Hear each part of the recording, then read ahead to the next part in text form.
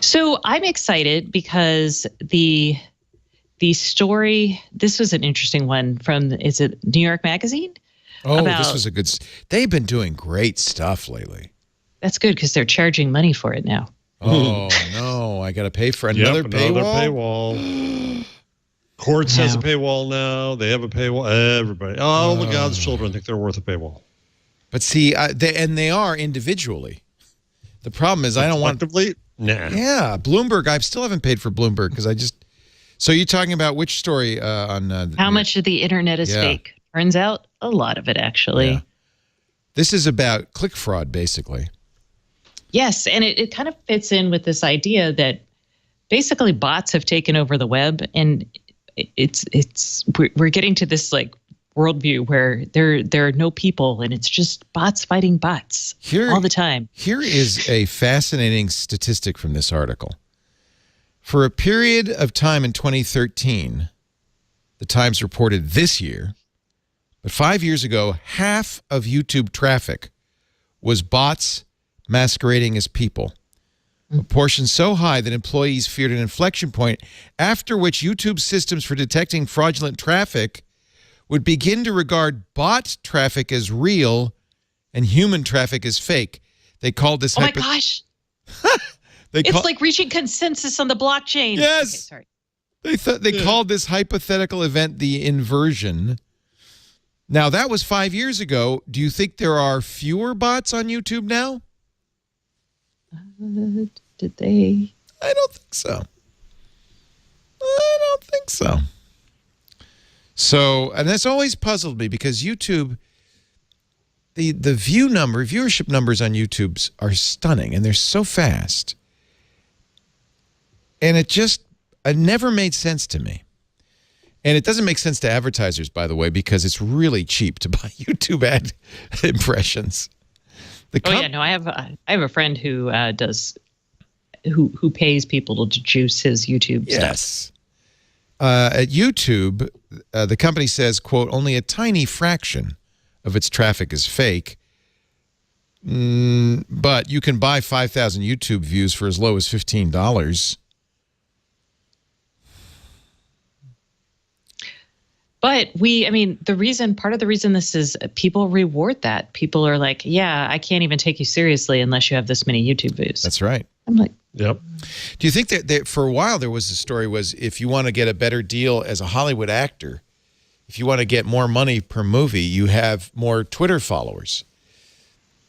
Is that still the case, or have people finally twigged to the notion that really... That's a good question. I'll bet, I don't know, but I'll bet not, because you can buy them and all that. It's so easy to buy them. But I have never bought my Twitter followers. Neither have I. I have no Twitter followers. I used to have 600,000. Although I noticed ever since I deactivated my account, that number has dwindled. What is a bot? Put simply, bots are computer programs you typically interact with through written or spoken language that are meant to make your life a little easier. They take mundane tasks off your plate, such as reminding you to take an umbrella if it's going to rain, or to call your mom on her birthday. They can also take over other needlessly frustrating things like booking travel, remembering to pay your bills, or other communications that used to be relegated to annoying automated phone operators. Given the increasing trend of texting as a primary form of communication, these bots are infiltrating many fields such as customer service, banking, and healthcare. You may soon find that you're chatting with bots more often than your best friends. But bots are nothing new and date back to the early beginnings of computing. The earliest chatbot was programmed at MIT in 1964. Its name was Eliza, and it simplistically simulated a chat with a psychiatrist. Today, there are a wide array of high-powered bots, such as Apple's Siri, IBM's Watson, Amazon's Alexa, and Microsoft's Cortana. While these bots are the best of the best and run on cutting-edge artificial intelligence programming, the ones you're likely going to chat with inside Messenger apps will be much simpler. So how do these bots work? All bots require input from the user. How they respond to that information depends on their complexity. Chatbots typically scan text looking for phrases or words that the bot is programmed to recognize and respond to accordingly. These bots are fairly simple and can be easily derailed by statements made out of context or common human errors, such as unusual sentence structure or spelling mistakes. Smarter bots use a more sophisticated natural language processing system and are much better at identifying the different elements in a sentence and understanding how they relate. Some of these smarter bots can even learn from their interactions with people. The more communication they have with users, the more natural their chat interactions become. The most sophisticated bots can also learn from social media interactions, news articles, or other text-based stories in an attempt to learn context, history, and ethics. Facebook has gotten most of the blame for the spread of fake news, but now it's Twitter's turn. A new study shows Twitter users are way more likely to hit the retweet button on stories that are outright false. Researchers at MIT got access to Twitter's full history going back to 2006. The team analyzed about 126,000 examples of viral stories that were either verifiably true or false, and found the false stories outperformed the real ones in every possible way. False stories were 70% more likely to be retweeted and spread at least 6 times as fast. Tens of thousands of people routinely saw those, while true ones rarely broke 1,000. I'm sure you've heard some old sayings about lies travel faster than truth, but now you know by how much. One other finding, fake political news was easily the worst offender, spreading farther and faster than even other kinds of fake news, let alone the truth. They also found fake news is becoming more prevalent and spikes around US presidential elections. You know, a bot is just any kind of computer program or script that's written to emulate or impersonate a real person, right? And so in terms of social media, it's a fake program that's pretending to be a real person amplifying some sort of story. Now, the reason it gets commingled with fake news is because oftentimes these bots are used to amplify fake news stories. So somebody writes a fake news article and then uses bots to impersonate real people and then share that over and over and over again. With bots, you can get a lot of scale very, very quickly. And so something that wouldn't have normally gotten at the time of day can be amplified and seem legitimate in a matter of seconds with bots. And I think for a lot of people who may work in technology or social media, it's not uncommon to find sites that will allow you to buy followers or buy spam bots for very inexpensively. But for a lot of people, it may come as a surprise. These aren't accounts that are created by hand. Some may be, but what is the role of artificial intelligence or in scripts that will create not just a few accounts, but tens or hundreds or thousands of accounts? Yeah, it's really like a machine. You have one script, one botnet that creates emails. Then you have another botnet that creates Twitter accounts that are tied to those emails. Sometimes they have botnets that create phone numbers that then can verify that can link into those Twitter accounts to be verified with a phone number. And they do another one with Facebook. So it's very purpose-built bots that all come together piece by piece to create what looks like a legitimate profile online. So I guess the next line or the next step in the line of reasoning or thinking here would be, so what? Okay, can't I as a user tell, or can't other people tell if I see no avatar or it's just posting gibberish or the same stuff over and over? Those seem like easy things to kind of figure out and dismiss. How am I wrong about this? Well, the unsophisticated ones are easy to distinguish. The problem is when a company like Twitter or Facebook doesn't effectively filter out the bots, it can blend in with legitimate users. And you can see even in the hearings as Facebook and Twitter go to Congress, every week as they dig into this problem more and more, they're uncovering a bigger and bigger problem because these bots really blend in with legitimate users. And the companies themselves are having a hard time identifying the difference. So us as the end user absolutely will have an impossible time really making sure 100% of the users are real. And one thing you described a moment ago are a number of different data points that we use on social media to verify or allegedly verify that we are human. And one of those things is a phone number. Another is other social media accounts like Facebook. A third is an email address. How do these bots, this takes some sophistication, how do these bots link all of these different items together? How do they acquire email addresses in bulk? How do they verify in bulk? How do they get phone numbers in bulk? This seems pretty sophisticated. You would think so, but the problem is we've made the web to be very programmatic and easy to interface with. And because of that, these scripts can be written out, and you can create one script and in a matter of seconds have as many phone numbers as you want. Same with email. You can create these bots with very little sophistication that can go through the registration process and set up a profile, an email profile, and then link back to those phone numbers that you already purchased. Essentially, you can do anything you want with a little bit of time or a little bit of effort with bots, and so it's not as sophisticated as most people think it is to create these things in mass. It does take some organization and perhaps also some intent. So who are some of the actors behind this? Are these lone wolves sitting at home like the stereotypical Mr. Robot hacker with a hoodie? Or are these organized crime? Are they state actors? Are they private organizations? Who is organizing and conducting these attacks? It's actually all of the above.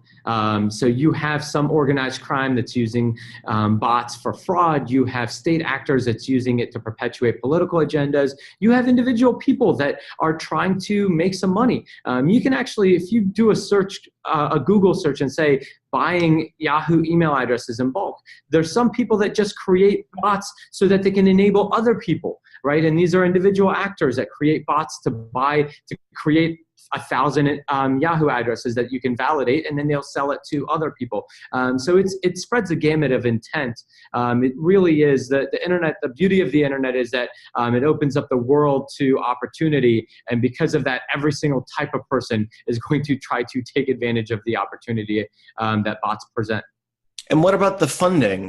Where does the money come from, and is it spent in dollars or cash money, or what's the role of cryptocurrency here? Well, so when you're transacting and buying the services of these bots, oftentimes you have to use cryptocurrency to transact. So the individual people that are creating these botnets and renting them out, or creating these email addresses or these profile personalities and then selling those to other people, those are all being transacted with cryptocurrency. But the people that are creating the bots, they actually don't cost a lot to create. You create the program and the script, and then you can use malware, you can use hijacked servers, you can use a lot of resources that are free to the end hacker and fraudster, and it doesn't cost them very much at all to create these botnets.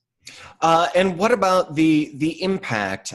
At the end of the day, we hear news reports that say, well, Russians may have spent $175,000, which in the advertising world is a drop in the bucket. So with so little being spent, how big of an audience can be reached?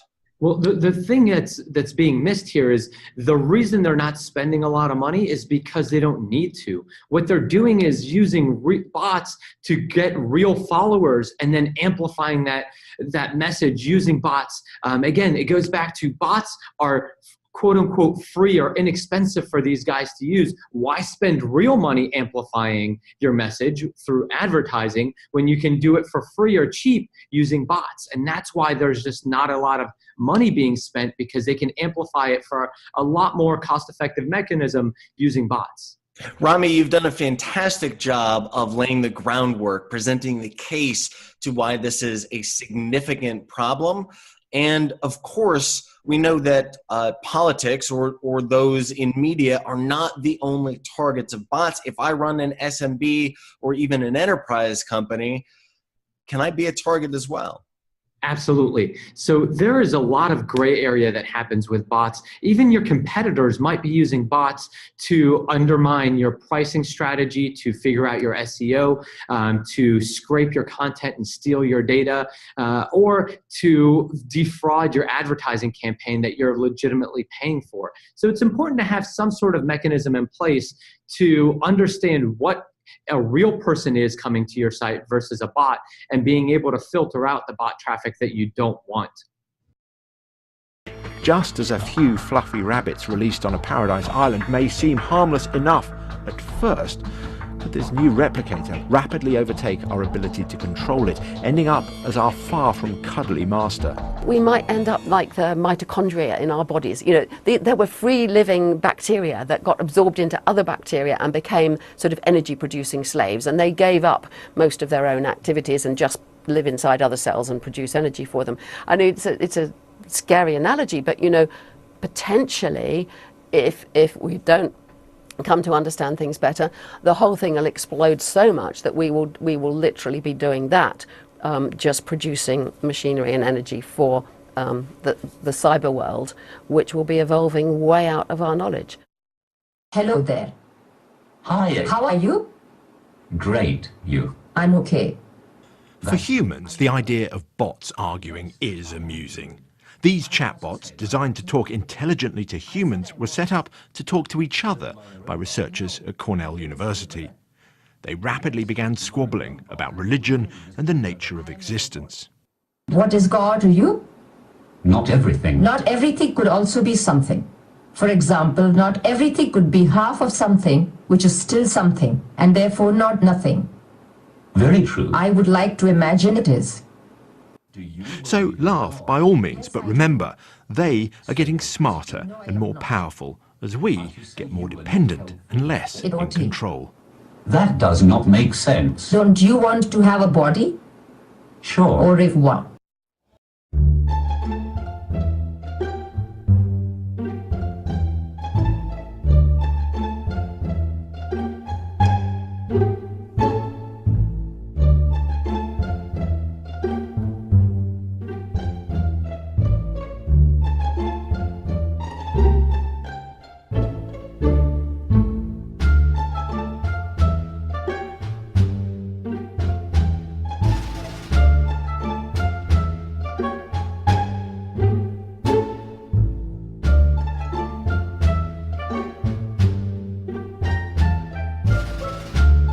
Hey guys, I'm making a video here to, I guess, vent out my frustrations with all the frickin' scammer bots on Steam. In just the past couple days I got 22 invites by all scammers. All of these people are bots. All along here, like click this guy, hijack bots, etc. Oh, this guy, Fisher, it's all the same. So most of these lower levels are private or not set up. Like,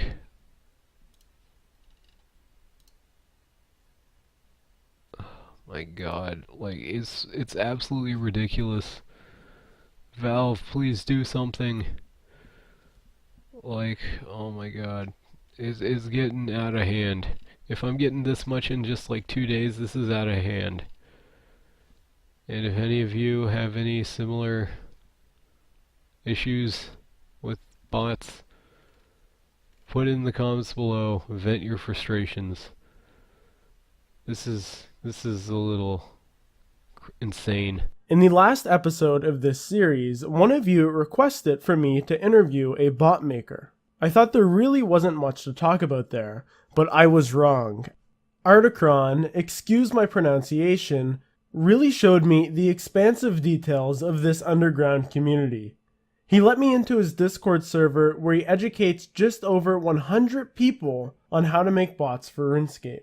Along with that, we talked about how he sells his scripts for money. He told me the ins and outs of how business takes place on these different botting websites, how much those companies are taking, and a whole other slew of interesting things. The first thing I wanted to do was get some sort of background on Articron. I wanted to know how long he has been coding bots so I could tailor my questions towards that. And so I asked him, and he told me he's been doing it since the RSBuddy days, back when it wasn't a game client that we know now, when RSBuddy was actually a botting client. And if you don't remember those days, look it up on Google, it's a real thing. And so that was around 2011, so we now know that's when he started coding bots.